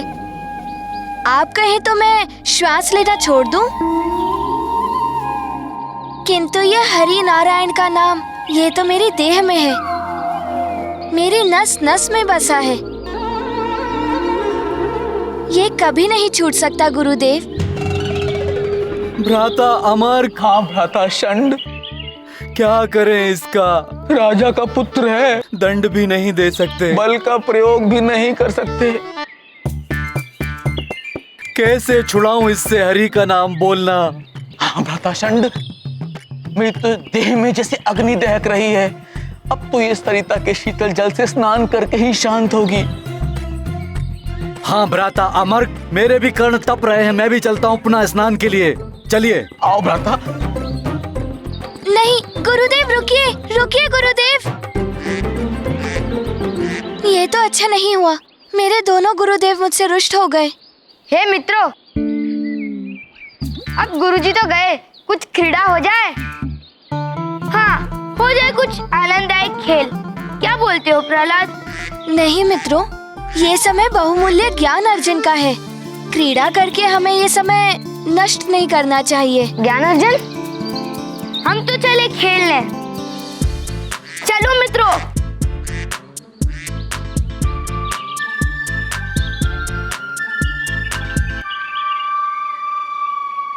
अच्छा मित्रों, तुम्हें ज्ञात है कि किसके सहस्त्रों नाम है और कौन कण कण में बसता है? नहीं। अच्छा, तो मैं ही बता देता हूँ।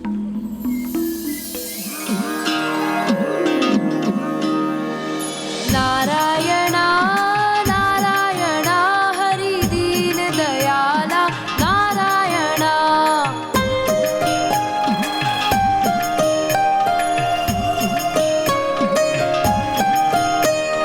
नारायणा नारायणा हरि केशव कृपाला नारायणा।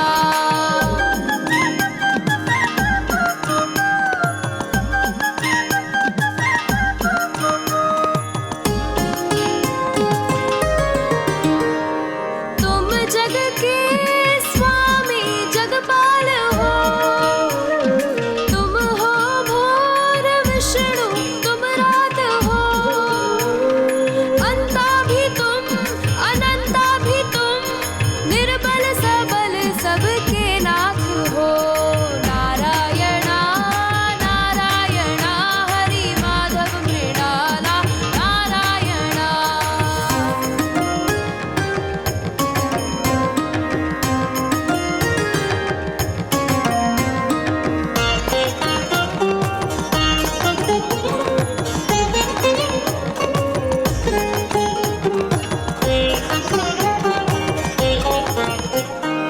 नाम सहस्त्रो रूप अनेक, श्री नारायण विष्णु हरि।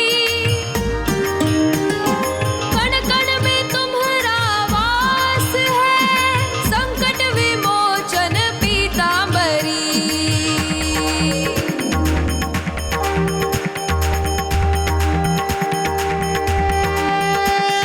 नारायणा नारायणा हरि श्री श्रीपाला नारायणा। नारायणा नारायणा हरि श्री श्रीपाला नारायणा। नारायणा नारायणा हरि श्री श्रीपाला नारायणा। नारायणा नारायणा हरि श्री श्रीपाला नारायणा। भ्राता षंड, हाँ भ्राता अमर्क, ये हम क्या कर रहे थे? अपराध, हरि का नाम ले रहे थे। अरे किसी ने सुन लिया तो सूली पर लटका देगा। गुरु षंड, गुरु अमर्क,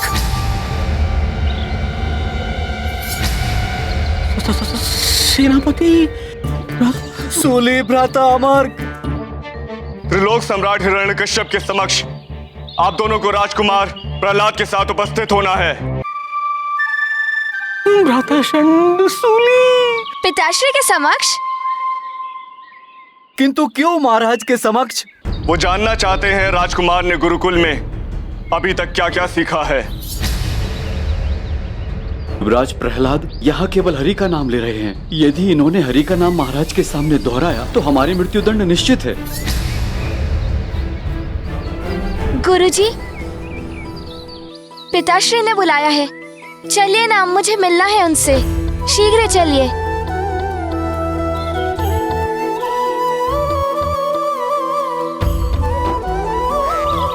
माता, दैत्यराज हिरण्यकश्यपु को ज्ञात हो गया था कि प्रहलाद जी हरि भक्त हैं।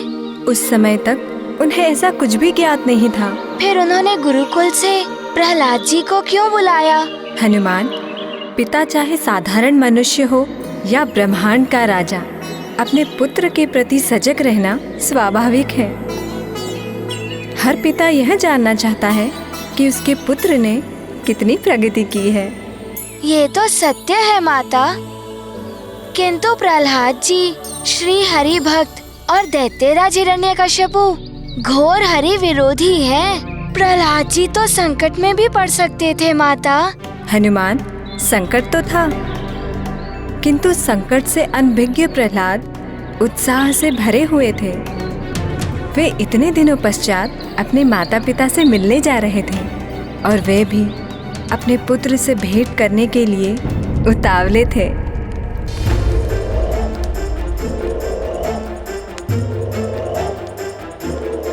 अब तक तो सेनापति को आ जाना चाहिए था हमारे पुत्र प्रहलाद को लेकर। अब तक नहीं लौटे वो। स्वामी, प्रहलाद अभी आता ही होगा, धैर्य रखिए। धैर्य? महारानी कयाधु कब से नहीं देखा मैंने उसे, किंतु मैं आश्वस्त था जब मैं त्रिलोक पे विजय प्राप्त कर रहा था तब अवश्य ही मेरा पुत्र वेदों के ज्ञान में विजय प्राप्त कर रहा होगा। पिताश्री! प्रहलाद!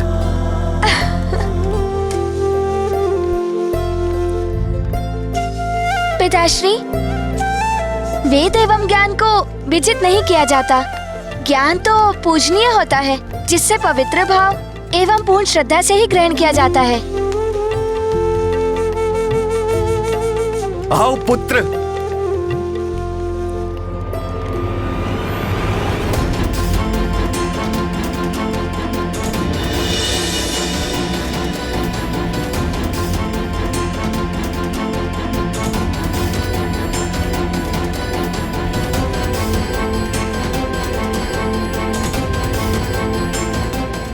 प्रहलाद, मेरे पुत्र।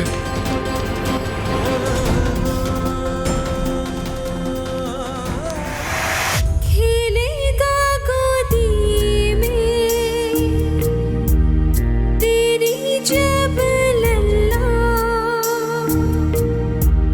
जग तुझियारा भाएगा। पुत्र, शिव सा वो सुंदर पवन जैसा वे, जग के सरी नंदन कहेगा, जग के सरी नंदन कहेगा।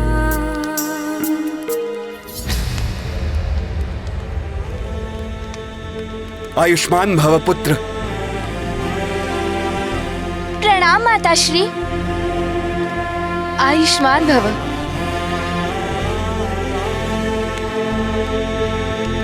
पुत्र, बड़े ही ज्ञानवान हो गए हो गुरुकुल में जाकर। बड़ी उत्तम शिक्षा दी है तुम्हारे गुरुओं ने तुम्हें।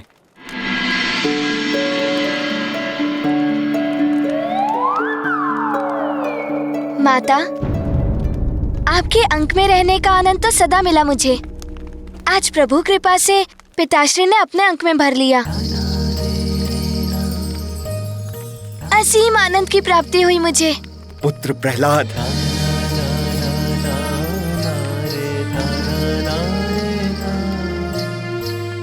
महारानी कयाधु, प्रहलाद जैसा पुत्र पाकर कोई भी पिता धन्य हो जाए। इसकी मधुर वाणी जैसे किसी ने वीणा के तार छेड़ दिए हों। मन प्रसन्नता से भर उठा है महारानी। आज आप हमारे पुत्र की रुचि के पकवान बनाइए।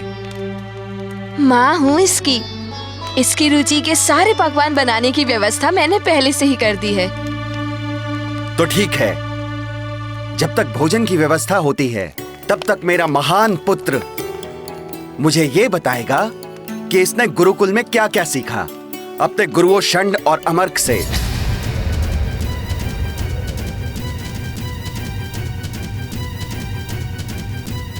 यदि प्रहलाद ने हरि का नाम ले लिया तो अनर्थ हो जाएगा। पिताश्री, मेरे दोनों ही गुरुदेव महान हैं। उन्होंने मुझे बड़ी ही सहजता से समस्त वेदों का ज्ञान कराया है और इसमें ज्ञान एवं विद्या की देवी माता सरस्वती की भी बड़ी कृपा रही है। इसलिए मैं सर्वप्रथम उन्हीं की स्तुति से आरंभ करूंगा। आशा करता हूं कि प्रहलाद अब सरस्वती स्तुति गाएंगे, पुनः हरि स्तुति नहीं।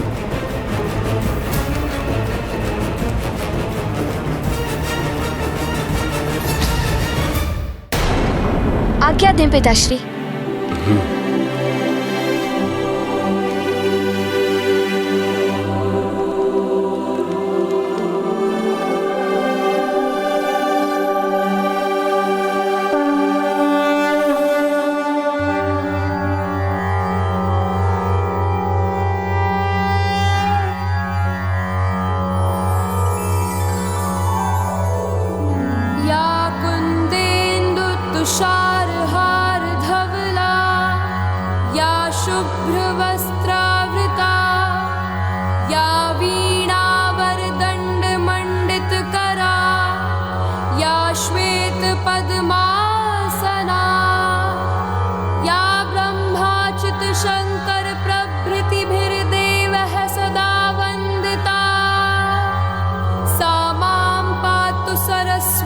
भगवती निःशेष जाड्यापहा।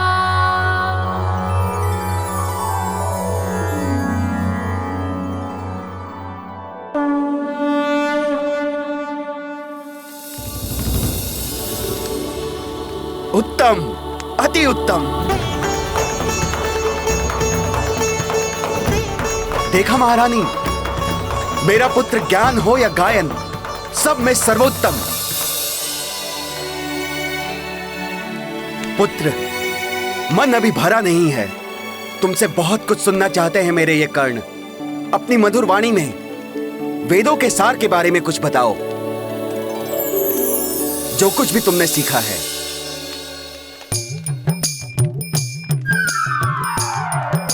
पिताश्री, ज्ञान की पोथियां हो या वेदों का सार, सब ग्रंथों में यही लिखा है कि मनुष्य को अपने धर्म पथ पर चलते हुए अपने कर्मों का पालन करना चाहिए। उत्तम, अति उत्तम पुत्र। और ऐसा करते हुए वो उन्हें तीनों लोकों के स्वामी श्री हरि विष्णुदेव को श्रद्धा पूर्वक समर्पित करता है। श्री हरि विष्णुदेव को श्रद्धा पूर्वक समर्पित करता है। श्री हरि विष्णुदेव को श्रद्धा पूर्वक समर्पित करता है। श्री हरि विष्णुदेव को श्रद्धा पूर्वक समर्पित करता है।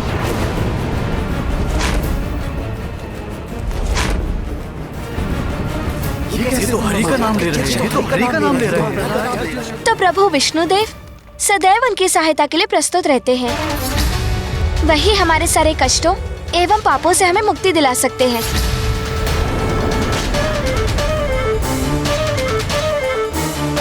ये तुम क्या कह रहे हो पुत्र? यही तो सत्य है ना पिताश्री।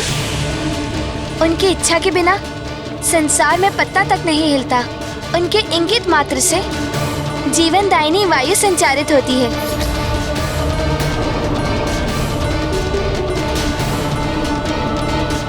जो हरि भजन नहीं करता उसका कभी भी कल्याण नहीं होता। मैं आपको हरि भजन सुनाऊं? अभी सुनाता हूँ पिताश्री।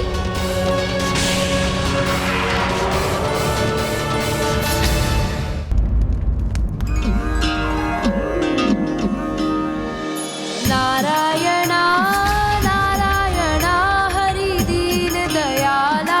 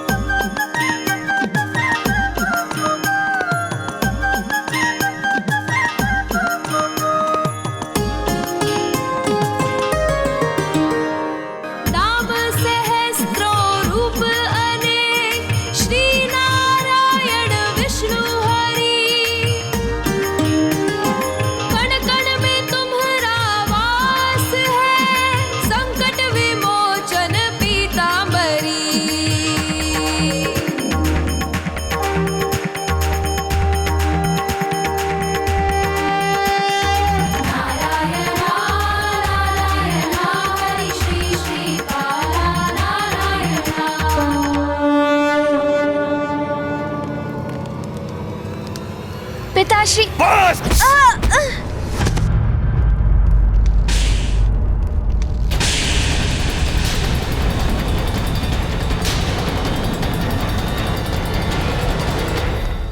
बहुत हुआ उस कपटी विष्णु का यशोगान।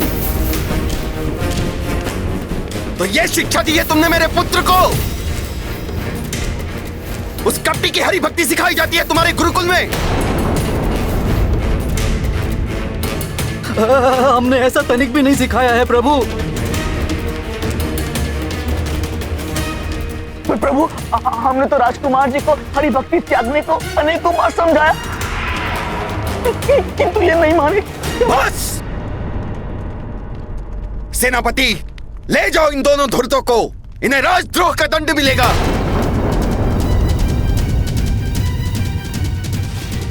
रुकिए पिताश्री।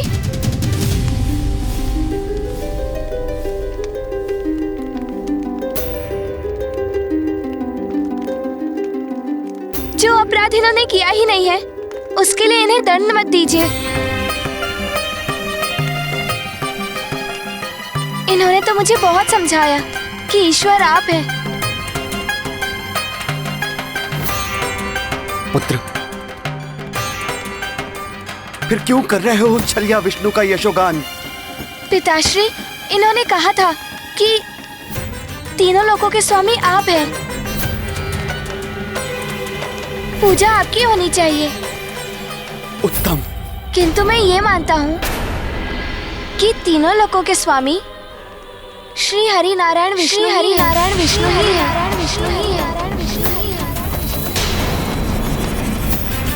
इस संपूर्ण ब्रह्मांड का अस्तित्व उन्हीं से है। वही सर्वप्रथम पूजनीय है। किसने सिखाया तुम्हें ये सब पुत्र? किसने सिखाया? किसने सिखाया? किसने सिखाया? किसने सिखाया? प्रहलाद, नहीं माँ, ये मुझे किसी ने नहीं सिखाया।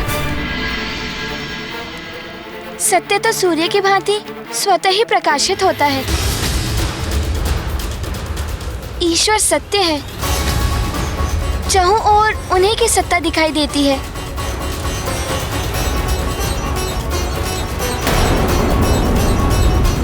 प्रभु श्री हरि नारायण, श्री हरि नारायण, प्रभु श्री हरि नारायण, श्री हरि नारायण, प्रभु श्री हरि नारायण, श्री हरि नारायण। यत्र तत्र सर्वत्र ईश्वर का वास होता है, और कितने ही प्रयासों के पश्चात भी इस सत्य को झूठा प्रमाणित नहीं किया जा सकता।